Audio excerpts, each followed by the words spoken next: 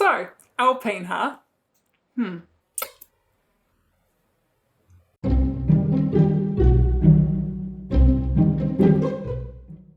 Zandvoort and Monza. Two very different circuits, two very different sets of conditions, and two very different race results. So let's be honest. If you were expecting something amazing from Alpine this weekend, I can only assume you're still stuck in 2006 and just finished reading The Secret. And if you don't get that reference, it's kind of like using a TikTok filter on your face and then thinking that the results are what you actually look like. So now, after that absolute bleep, bleep, bleep, bleep, bleep of a race, the debate has been reignited about our old friend. That's right, engine equalisation. By all reports, Alpine's engine is about 30 horsepower down on the rest of the team, which in my 2006 Subaru wouldn't be a big deal, but in a Formula 1 car, it's a pretty BFD. 30 horsepower, or roughly 22 kilowatts for those of you who use the metric system and didn't spend your entire 20s watching Top Gear, equates to about 5 to 6 kilometers an hour at the top end. But fundamentally, on a track like Monza, where 80% of the lap is taken at full throttle, that equates to about a second a lap. Wait, I just need to check that.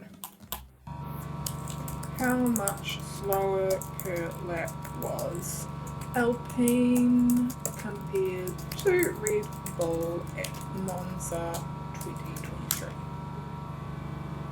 Okay, so the stat is 0.972, but apparently Pierre Gasly thinks it was more like 2 seconds a lap this weekend, which probably is to equate for things like where they were at with the tyres, which is kind of important and also oof.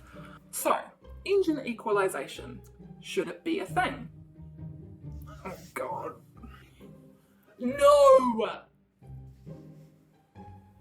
Sorry Alpine, but that sounds like a you problem. And that might sound harsh, but this is not a new issue.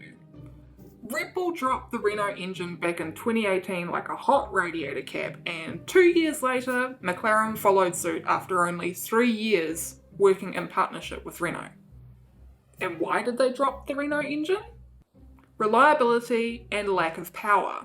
And nothing seems to have changed. 5 years after the Red Bull Renault divorce, and Renault still hasn't figured out how to make the best of that V6 turbo hybrid. And sure, you could point, oh my god, please be quiet. And sure, you could point to the other teams being further ahead prior to the implementation of the cost cap, and that being detrimental to Renault's overall development of the engine post-2021. But you could also argue that if the issue is being fundamentally behind the rest of the pack back then they should have thrown everything into engine development back in 2020, when they knew they were going to be hamstrung by money in the future. To be honest, I want to kind of get a raw deal now that I think about it.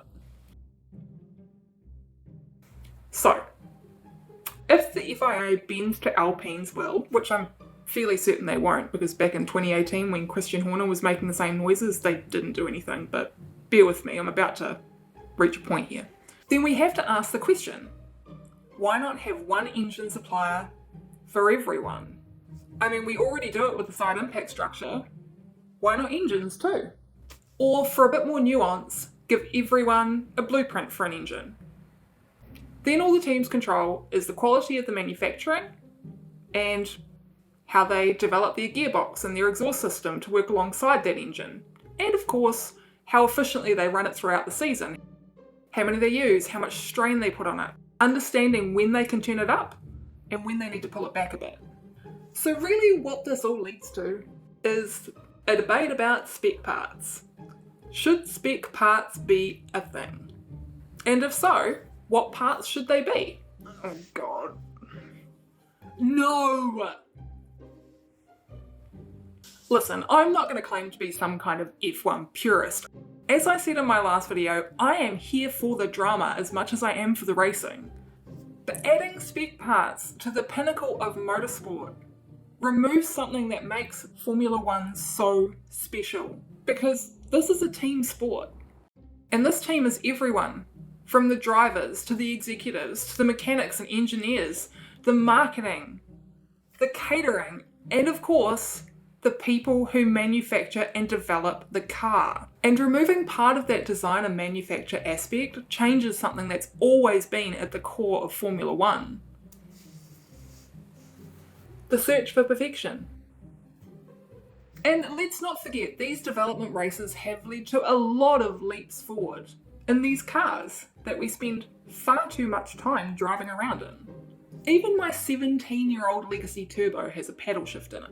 I never use it because I'm lazy and it still makes that great but not at all obnoxious wastegate noise even when it's in full auto, but you know, if I wanted to, I could.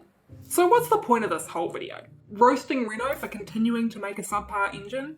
Trying to freak everyone out about the potential for a spec part debate, and for real? Yeah, nah. It's about that thing that's so beautiful and frustrating all at once.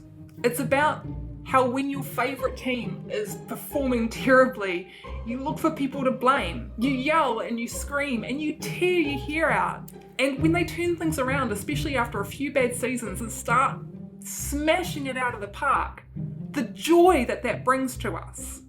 It's about hundreds or even over 1,000 people working together to develop the world's most advanced single-seat car and putting it out for testing and seeing how it goes. It's about passion.